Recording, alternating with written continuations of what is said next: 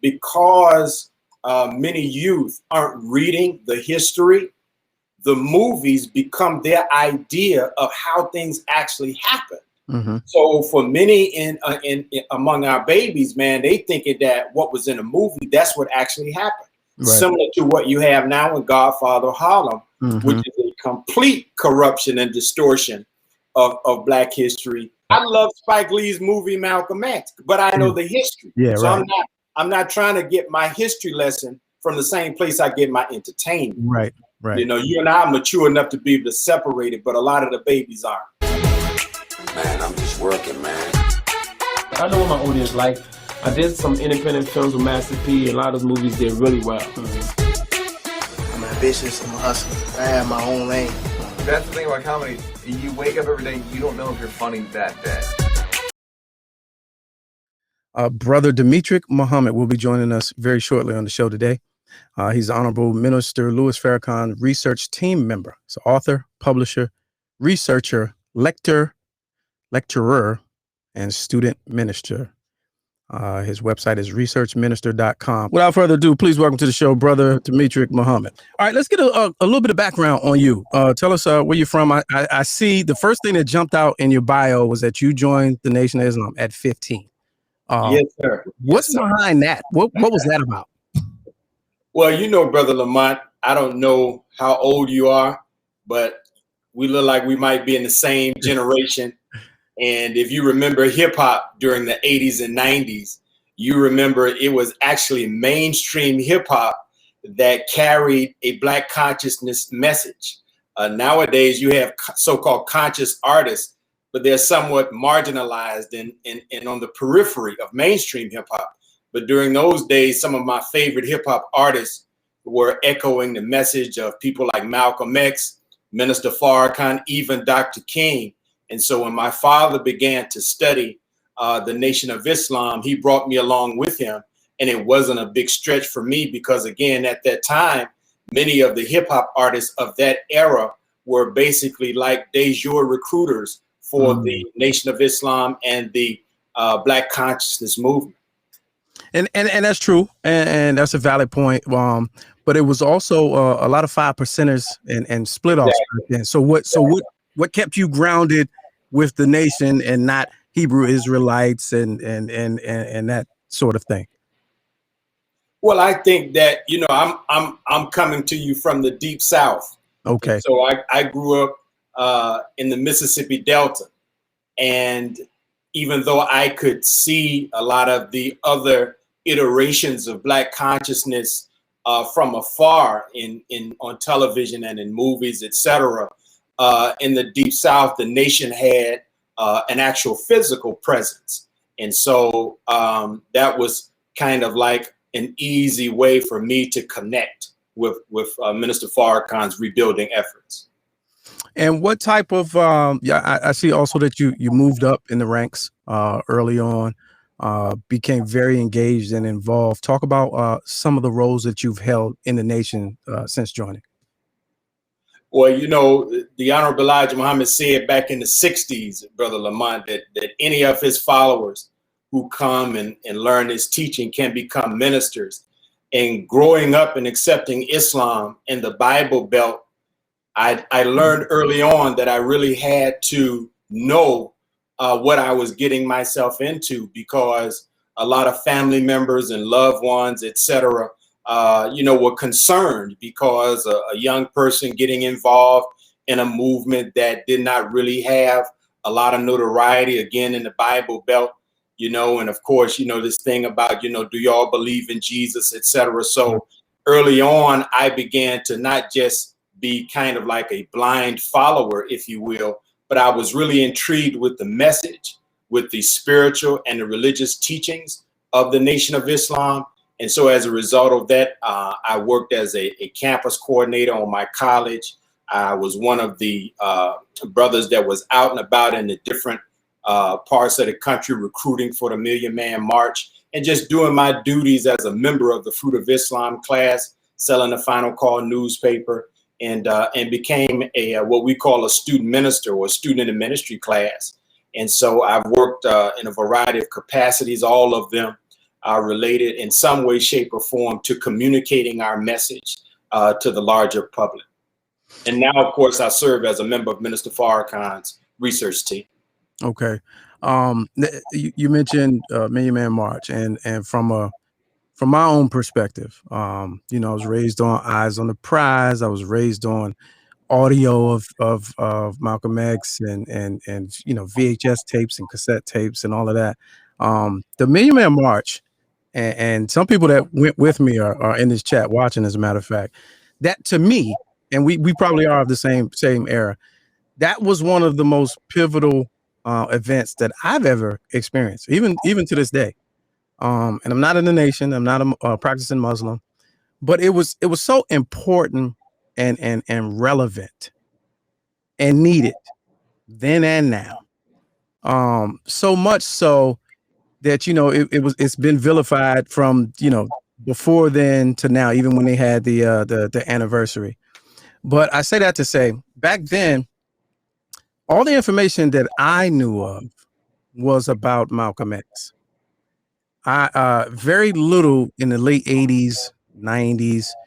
Farrakhan was so demonized and made to be such an evil person that you really didn't get a lot of information. At least I didn't get a lot of information. When you, around that time, and when you joined, was the nation focused on the imagery and message of Malcolm X, or was it more Farrakhan as an insider?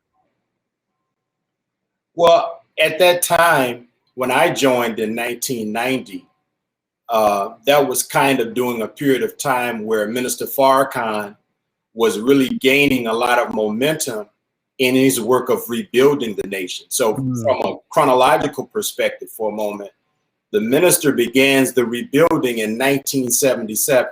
And so for maybe 7 years, he's not really doing any media. He's not doing any press. He's not doing anything in the public. He would later go on to say that he was trying to use the principles of the natural world, wherein when you plant a seed, long before you see something pop up out of the ground, it sends down deep roots. And so the minister was going all over the country, speaking to smaller groups, setting up study groups. And in the early 80s, he kind of burst onto the scene as someone who was going to help Reverend Jesse Jackson run for president. And you mentioned the demonization of Minister Farrakhan. This is where that began, because at that time there were groups, Reverend Jesse Jackson, along with Andrew Young, they had expressed support for Yasser Arafat and the Palestinian Liberation Organization. And many in the American Jewish community began to criticize and condemn them. Well, it got so bad that one particular group led by Fern Rosenblatt called Jews Against Jackson was formed. And they actually firebombed Reverend Jesse Jackson's campaign headquarters in several cities. Well, by this time, Operation Push, Reverend Jesse Jackson, Minister Farrakhan, and the rebuilding of the Nation of Islam, we had become allies. And this is during a period of time when presidential candidates did not receive Secret Service protection. So Minister Farrakhan assigned the Brothers of the Fruit of Islam to be personal protectors of Reverend Jesse Jackson and his family. And then the minister would go in and kind of as a surrogate speaker, if you will, he was speaking on behalf of Reverend Jackson.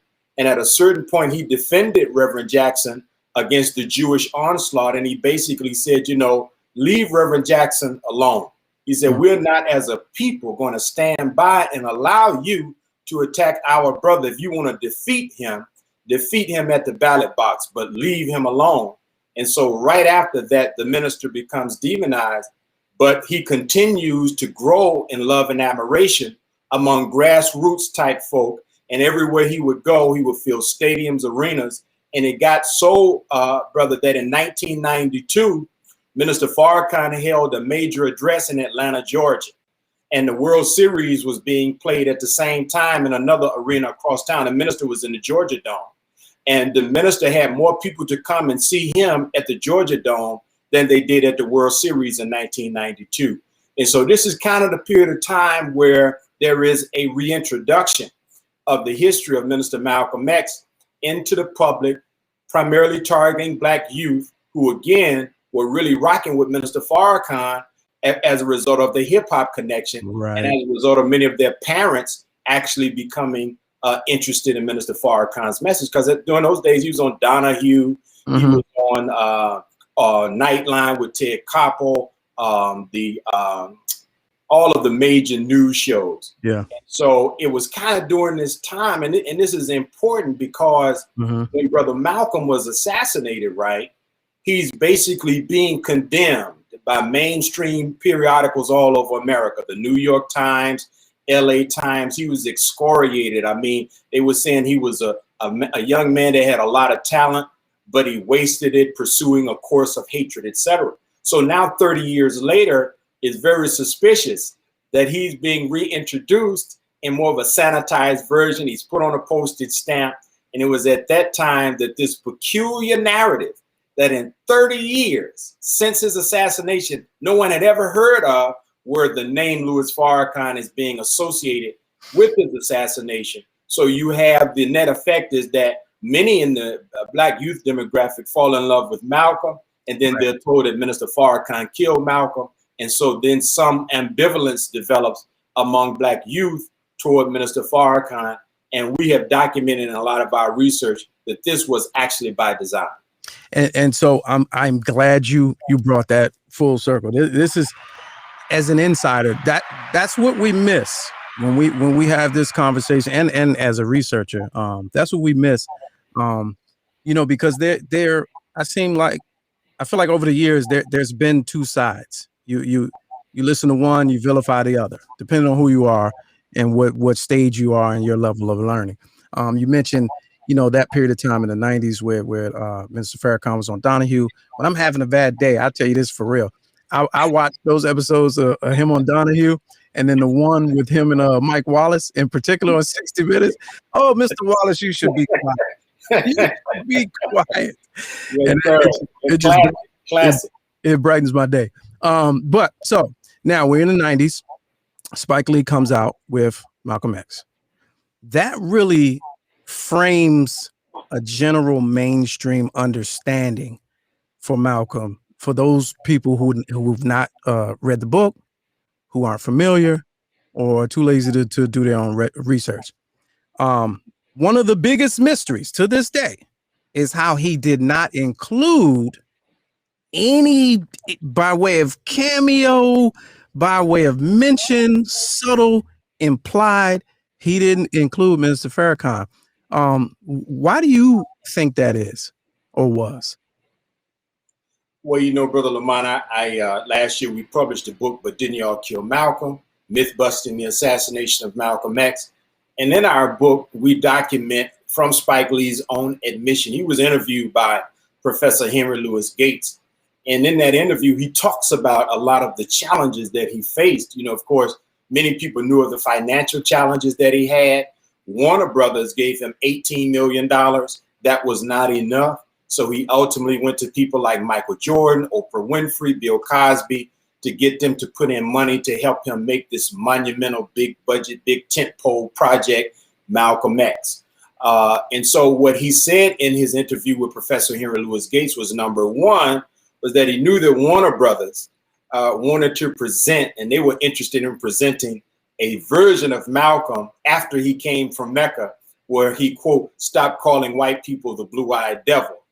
And then he also said that people should understand that he was not out to make a documentary, but to make a drama. And so he admits to having to truncate the actual full narrative. And actually some characters he had to invent who really became an amalgam of real life folk. Consider, for instance, Brother Baines, who we see in the famous prison scenes. And a few years ago, I was blessed to literally go and speak in those actual prisons in part of Massachusetts Department of Corrections, and get a chance to see the actual scenery where Brother Malcolm was and get a feel for that. But of course, in reality, and you read about this in Malcolm's autobiography, Malcolm had blood brothers and sisters who had preceded him as becoming registered members in the Nation of Islam. And his brother Reginald particularly was writing him and entreating him to consider message of the Honorable Elijah Muhammad. And so Reginald is not in the movie. Mm. You have Baines, who's this fictional character. You know, there was a prison inmate, a brother named Bembry, that Malcolm admired. He used to read all of the books in the library, etc.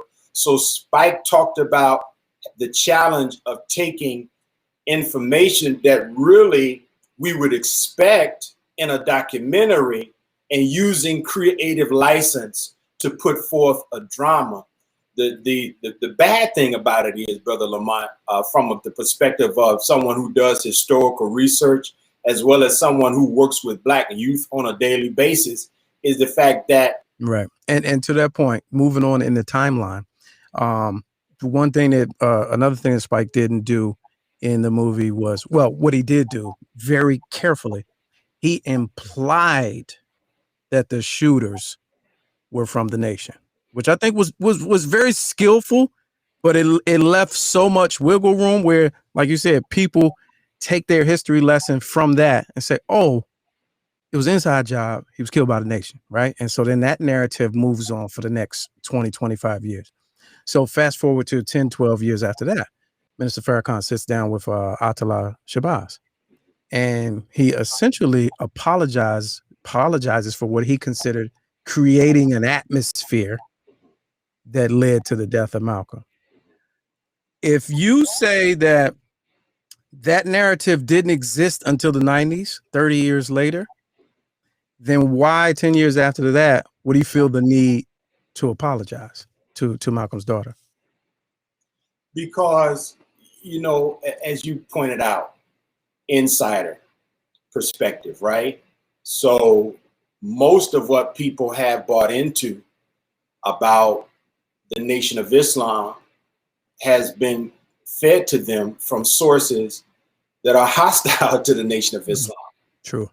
But if you have been anywhere in the nation or around the nation, have family members in the nation, then you develop an appreciation that even though we are called a nation, in many ways we are like a large family. And the family dynamic is important to consider because Minister Farrakhan saw Atala Shabazz being born. Mm. You know, he and Brother Malcolm were like brothers. You know, I do a lot of work with incarcerated populations. And I'm always fascinated, Brother Lamont, that, you know, back in the 50s and 60s, where there was still segregation, many brothers and sisters who came out of prison, you know, nowadays they got all these reentry programs, right? Mm-hmm. Yep. But back then, especially in the nation and even in some Christian groups, if you were an inmate and you were demonstrating that you were cleaning your life up, when you got out, you could literally come and live with a Black family that was a member of your congregation. So many of the brothers and sisters who left prison, they had joined the Nation of Islam in prison. They came and they actually were able to live in the homes of some of the believers. So we were very, very close, is the point I'm making. And when there was a fracture in our familial relationship, which it was, because of the FBI and the NYPD and even the ADL, they were performing espionage activities, listening to our phone conversations, following us. And every family has, you know, fault lines of relationship. Mm-hmm. Now, if you're listening, you know, I don't know if you married, Brother Lamont, but if I listen to all of you and your wife's private conversations, I would know where the fault lines are. And if I want to break y'all apart, I could just apply pressure to those fault lines. If I learn that, hey, it's something that, you know, your wife hates for you to do, well, I just do it and make her believe you did it. Yeah. And so instead of helping y'all stay together, which a righteous motive would be, you know, I'm breaking you all apart. And the government understood that there were internal dynamics that are organic to any relationship. And so they broke apart a family. I emphasize this wasn't some political party. This wasn't some secular organization. This was a spiritual community and a family. So the minister has always had care and compassion for Brother Malcolm's family, even though many of them have felt that the nation abandoned them or may have felt that the nation is responsible for their father's death. That does not take away, Brother Lamont, that original love and care and concern when you reminisce and think, girl, I remember when you was born and I knew the car that they brought you home from the hospital in. So the minister has care. One thing a lot of people don't remember, Brother Lamont, is that in 1995, the FBI approached Minister Farrakhan, and they said, Minister Farrakhan, we have learned that Malcolm X's daughter, Kubila Shabazz, is involved in a plot to assassinate you. Don't worry, we've arrested her. We got it under control. The minister had the most unusual reaction, the most supernatural reaction. He didn't believe the FBI's version of events. He says, I don't believe Brother Malcolm's daughter is really out to assassinate me. So he reached out through Brother Haki Matabuti to Betty Shabazz, and he said, Brother Haki, do you think that we could have an event where we could raise some money for her defense? Now, again, hold the phones, stop the presses. This is the object of the target of an assassination, rising to defend someone that's been arrested for plotting his assassination. Long story short, there's a historic moment that's created that moves the nation and the family of Malcolm closer toward reconciliation. And the minister helped to raise $250,000 at that event where Betty Shabazz spoke, the minister spoke. And so the minister has always just been trying to reach out, you know, to do whatever we could to close the gap that the government helped to create. Now, I appreciate all of this context. Now, if you, up until this point, I'm on a timeline. So I'm at the last point of the timeline. Then we're going to get to last week's headline and the reason why you're here. So the last point on my timeline where I have questions, the documentary, Who Killed Malcolm X, which came out last year, where the documentary, the narrator, I forget his name escapes me right now. He all but identified with what apparently is evidence, factual, documented evidence and all of that, as members of the nation being the shooters of a particular mosque. This whole 50-year leading up to that revelation, what is the energy around that and your view on what he exposed in that documentary? Well, first of all, let me say this. It's not a new revelation. Okay. He builds upon what was actually revealed in 1977 and then again in 1978 by the only admitted killer of Brother Malcolm, Talmadge Hare.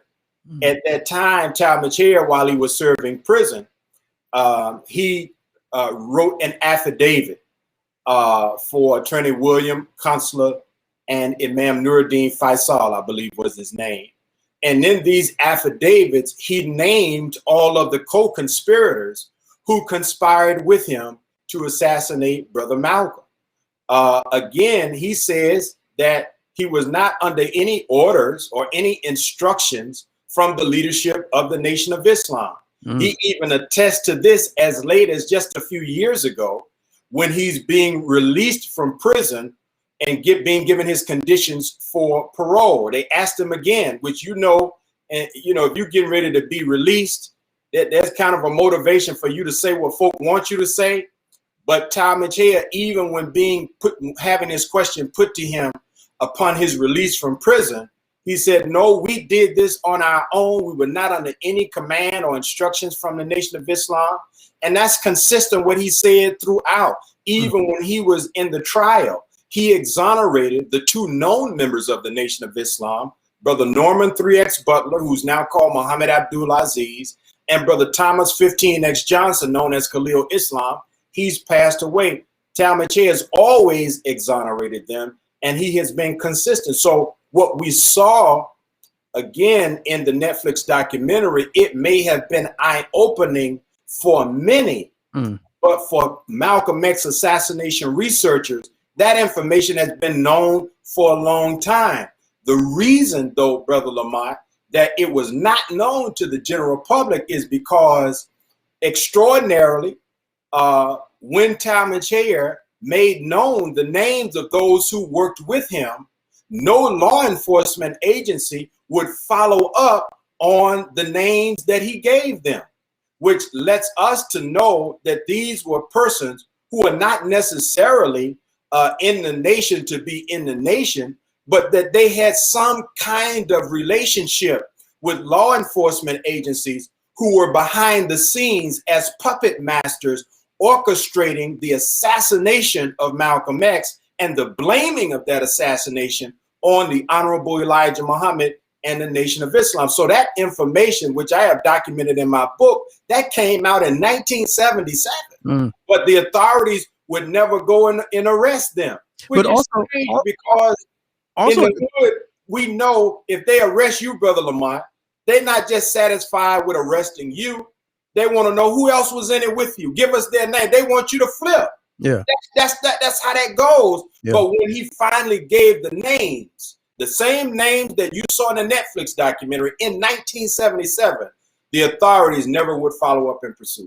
And to that point, a couple of the names, I think those two in particular were redacted. And so they really weren't included in the documentary because they had the silhouette with the question mark, and it kind of left me hanging at the end of it because I was like, I feel like, you know, you could have dug a little deeper and let us know who that was.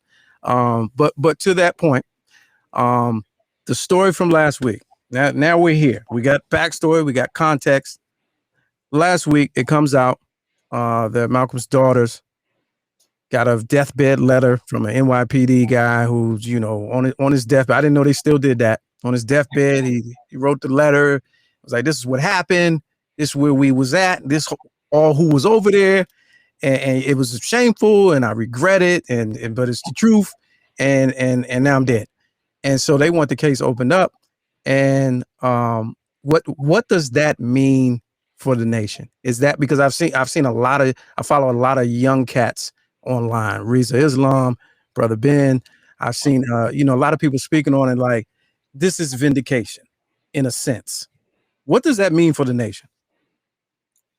Well, it is a confirmation of research that has been done for many years. Again, this is a case where, you know, something happens in the public, but people that have been involved with this have been familiar with it for a long time.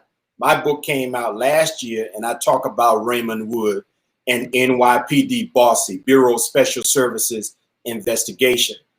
They have been the most closely held files. NYPD Bossy, they haven't released any of their files from that time period where they were actively involved in destroying the movement among Black people for justice and liberation. The FBI have released just a little bit. And the little bit that they have released is so damning and condemning of them that we really need to know more. And the minister has been instrumental in calling that all of the files of these organizations be opened and be made known to us so that the Black community's great wound that Brother Malcolm's assassination produced can be healed. So yes, it is a vindication of us, because it shows, and one of the most powerful statements in that letter, Brother Lamont, was when Raymond Wood testified, or he attests to, pardon me, that he was an NYPD officer, and it was his job. He was paid to encourage members of Black organizations to commit felonious acts. That is extraordinary. Police officers are not supposed to encourage you to commit crimes just so they can arrest you after you commit the crime. They're not supposed to intimidate you to become a felon. Yet Raymond Wood said that was his job. And if you get his book that's available on Amazon, he talks about even when he had his own personal misgivings about it, he was being pressured and forced by those who were his handlers to do these things. So this is extraordinary because it not only has bearing on vindicating the nation and the assassination of Malcolm X. But think now how the great problem we all know, many activists now are involved in helping felons, get their voting rights back, helping felons re-enter society. We now need a commission to examine all of these felony convictions in the Black community so that we can separate where the government's role was and where the individual's acts were. This is huge. So we saw the King family. Well, a lot of people still don't know this. They sued the government and won. Yes. Where the government said, yes, there's evidence we were culpable in the assassination, not James Earl Ray. Right. And they won an undisclosed amount of money. Do you think that type of action, we'll see that type of action if this were to go that route? I would hope so. But I think that, see, what I'm interested in, Brother Lamont, as a student of Minister Farrakhan, is helping us as a people to lift up our heads and no longer look at one another as enemies. But now we're seeing the previously hidden hand of our government. We ought to be able to come together across religious lines, across organizational affiliations, across geographic divides. We ought to be able to unite and demand that our elected officials pursue opening up the files and holding the government accountable for what it did to otherwise sincere Black brothers and sisters whose only crime really was that they wanted justice and liberation for their people. So they joined an organization. Maybe they joined the Panthers. Maybe they joined the Nation of Islam. Maybe they joined the Revolutionary Action Movement. Maybe they joined SCLC and the Civil Rights Movement. They had no idea that the most powerful law enforcement agencies on earth, agencies that are instrumental in regime changes in foreign lands, would turn their military might, their espionage expertise on little old you and me, who just trying to stop being brutalized when we get pulled over by police officers, who want to be able to go and sit down at a lunch counter and have a meal. And we were viewed as subversives in America. We were viewed as potential allies of the Communist Party in America. And so our leaders were targeted and our movements were targeted for destruction. There has to be some accountability for this, Brother Lamont. Indeed.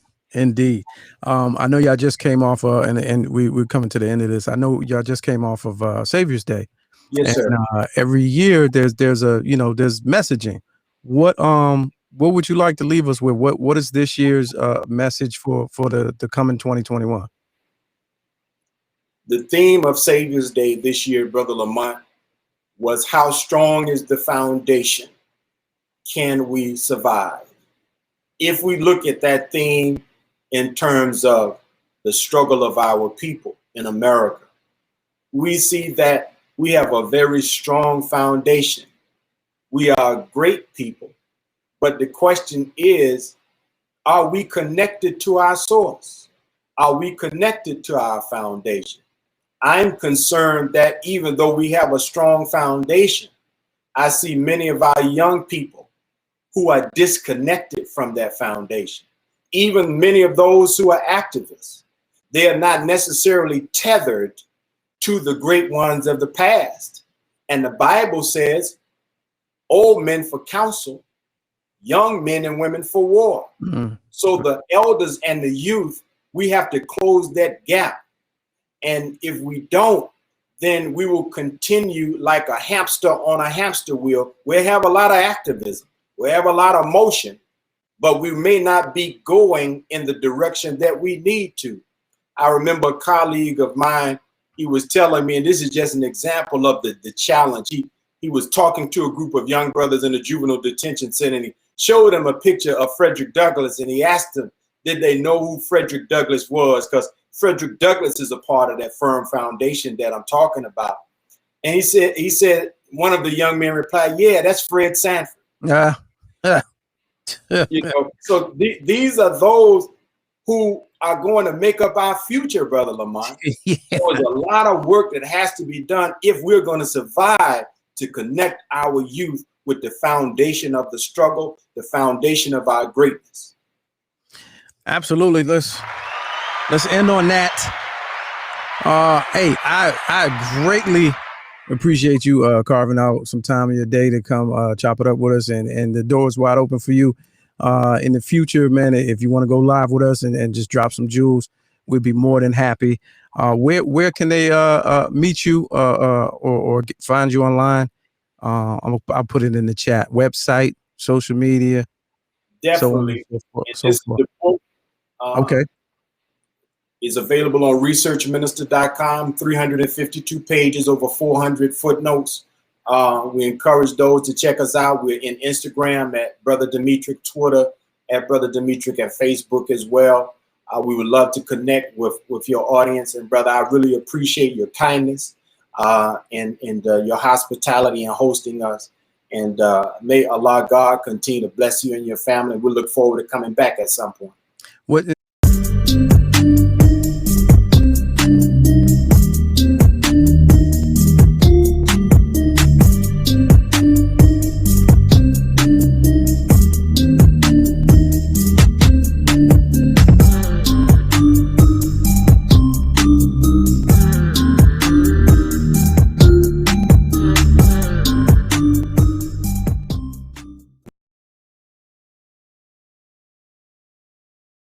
I don't care if it is a closet. You still looking mad official.